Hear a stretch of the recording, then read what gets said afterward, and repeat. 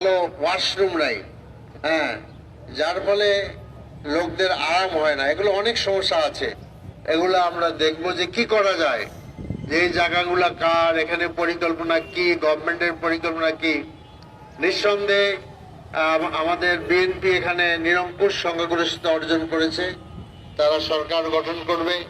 বিএনপির সংশ্লিষ্ট মন্ত্রণালয় যারা আছেন তাদের কাছে আমি যাব, কথা বলবো, তাদের সহযোগিতা আমি চাইবো। আমি গত পরশুদিন এখানে যারা আরো দুইজন নিকটতম প্রতিদ্বন্দ্বী ছিলেন, আমাদের সাইফুল আলম নীরব ভাই এবং সাইফুল হক সাহেব, তাদের দুইজনের সাথে আমি কথা বলেছি, আমি তাদের সহযোগিতা চেয়েছি। আমি তাদের বাসায়ও যাব। এবং আমি মনে করি যে বাংলাদেশের যে পুরান ধাঁচের যে রাজনীতি, যে মানুষকে একটা দলের রাজত্ব কায়েম করা, হানাহানি করা, অত্যাচার করা, এগুলা বন্ধ করাই হলো জুলাই আন্দোলনের দাবি। যদিও এই ইলেকশনের সময়, ইলেকশনের পরে দেশের বিভিন্ন জায়গায় কিছু ঘটনা ঘটেছে, তা আমি যেটা আমরা আশা করছি যে ঘটনা আর যাতে না ঘটে, এ ব্যাপারে মানে যারা সরকার গঠন করবেন তাদের দায়িত্ব আছে। তারেক রহমান সাহেব কালকে নিজেই বলেছেন যে আইন শৃঙ্খলা পরিস্থিতি নিয়ন্ত্রণ করা তার প্রধান এজেন্ডা। আমরা মনে করি যে আপনি সেই এজেন্ডা বাস্তবায়নে অগ্রসর হন, আমরা সহযোগিতা করব ইনশাআল্লাহ। কারণ আমরা চাই না যে এই দেশটি সেই গর্তের মধ্যে পড়ে থাকুক। এখানে আমাদের খুব বড় বড় কথার দরকার নেই, বড় বড় আশ্বাসের দরকার নেই। We are very simple, hour people is very simple. তারা এত কিছু চায় না, আমরা যেটা চাই তারা খেটে খেয়ে বাঁচতে চায়। আর কাজে আমাদের এই সমস্ত ব্যবসা, আল্লাহ তাআলা ব্যবসার মধ্যে বেশি রেজেক রেখেছেন।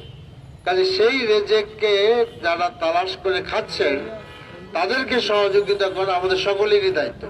ইনশাআল্লাহ সেই সহযোগিতা আপনারা আমাদেরকে পাবেন। যে ভাই বলছিলেন যে আমাকে পাবেন কিনা, আমার কাছে কাউকে যাইতে হবে না, আমার বাসার জায়গাও খুব বেশি নাই। আর যদি গভর্নমেন্ট পারমিশন রাখে তাইলে আমি একটা অফিস করবো এই এলাকার, ওই এলাকাতে আমার অফিস আছেই। তো যার ফলে সেখানে আপনাদের এক্সেস থাকবে, আপনারা কথা বলতে পারবেন। আর বেশি কথা খুব বলতে চাচ্ছি না, শুধু একটা কথা বলে শেষ করতে চাচ্ছি যে দেখেন, আমি আমার দুইটা চোখ, দুইটা হাত আর দুইটা পা, এর বেশি তো কিছু না। আর আপনাদের সকলের মিলে কিন্তু যোগ করলে আমাদের অনেকগুলো হাত, অনেকগুলো পা, অনেকগুলো চোখ, সব যদি আমরা একত্রিত হই আমরা শক্তিশালী হয়ে যাব। এবং সেই শক্তিশালী হইলে আমরা কাজ করতে পারবো। আর একটা কথা বলে শেষ করতে চাচ্ছি যে আমাদের দলীয় এজেন্ডা আমরা এখানে কোনো বাস্তবায়ন করব না, রাইট?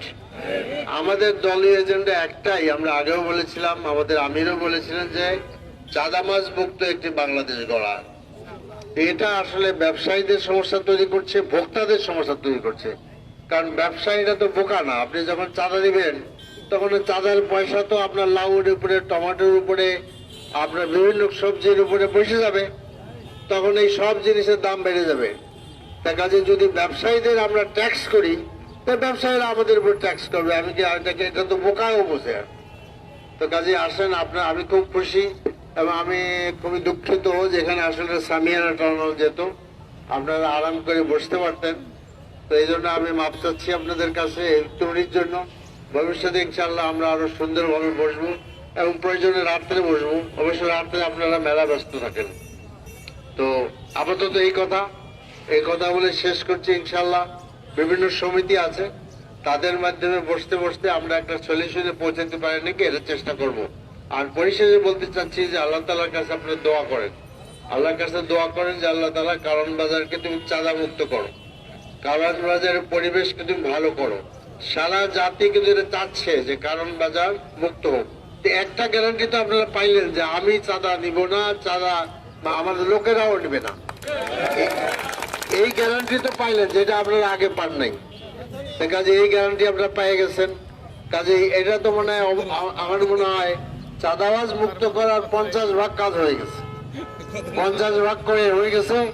কাজেই আপনারা এখন সামনের দিকে আপনাদের সহযোগিতা করা হবে ইনশাল্লাহ।